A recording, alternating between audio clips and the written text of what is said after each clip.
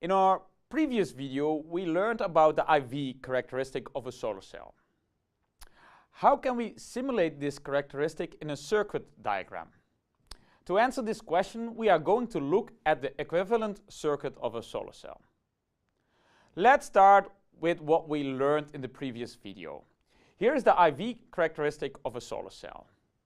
We can note the VOC and the ISC that we described before. We can notice a few things about this plot.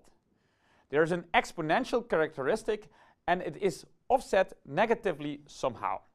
So how can we represent this as a circuit model? Those of you with an electrical engineering background may already realize that this resembles the characteristic of a diode, and that is exactly correct.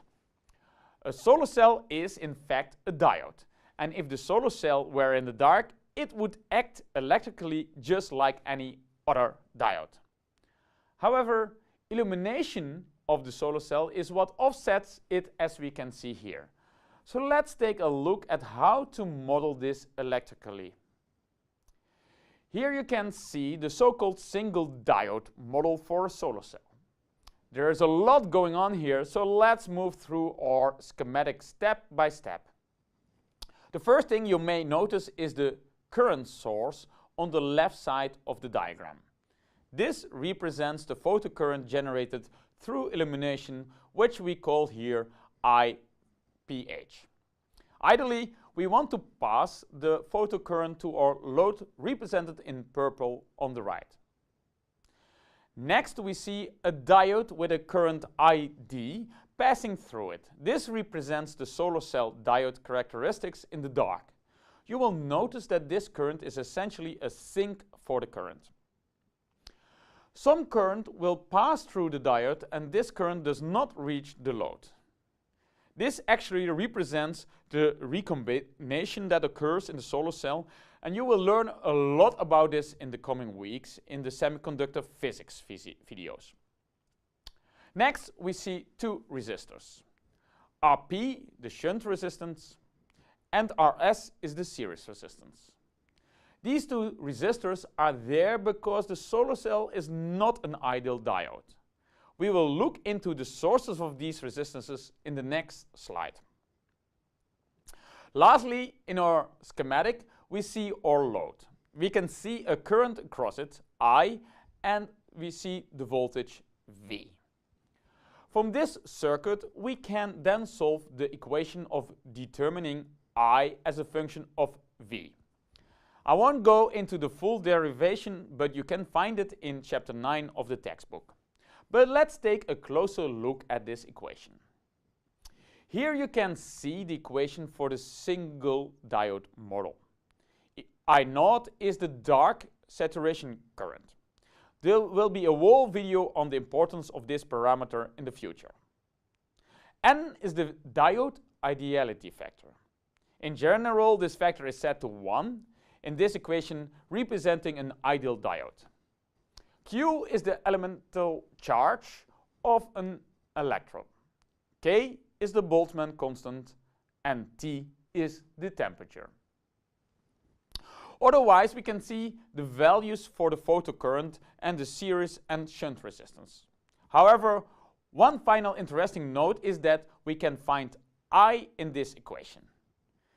This makes the equation implicit, meaning that it cannot be solved algebraically. You will notice that this term only appears next to the series resistance term, so if we model the solar cell as ideal, this term would disappear and make the equation easier to solve. So let's take a look at how these curves can be changed due to these resistances. First, let's examine the series resistance Rs. Rs is caused by bulk resistances of the semiconductor materials and the metal electrodes. The contact resistance between the semiconductor and the metal also influences Rs. You can see from this plot that as we increase our Rs from 0 up to 10 ohms, the solar cell goes from a diode characteristic to an almost linear characteristic. We can easily see that increasing the series resistance decreases the maximum output power, even though the VOC and the ISC stay the same. Therefore, Rs only affects the fill factor of our solar cell. Next, we look at the shunt resistance. If you remember, this resistance is parallel to our load, so we actually want it to be as large as possible. Otherwise, it acts as a sink for the current that will reduce power to the load.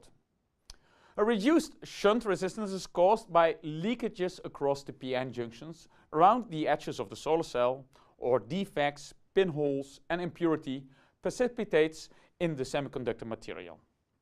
You can see here that if we have a shunt resistance of 0, our solar cell hardly produces any power at all.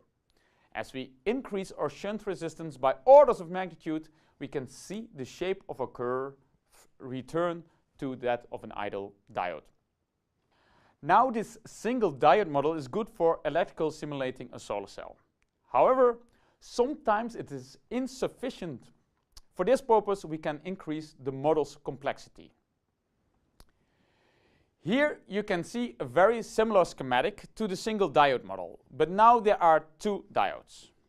The reason for this is that there are two sources for current sink in a solar cell, and they need to be modeled separately.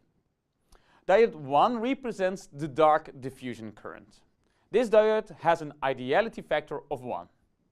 Diode 2 represents the dark recombination current and will have an ideality factor greater than 1. Many times, this second diode will have an ideality factor of 2, but we will learn in a future video that this is only true for very specific cases and is not always appropriate. When we have this new model, we get a more complex equation. The only main changes are that we have two separate dark saturation currents and two separate ideality factors. So now let's recap. We first looked at the single diode model and showed all aspects of the equivalent circuit and resultant equation. Then we briefly took a look at the more complex two-diode model, where one diode represents the dark diffusion current and the other represents the dark saturation current.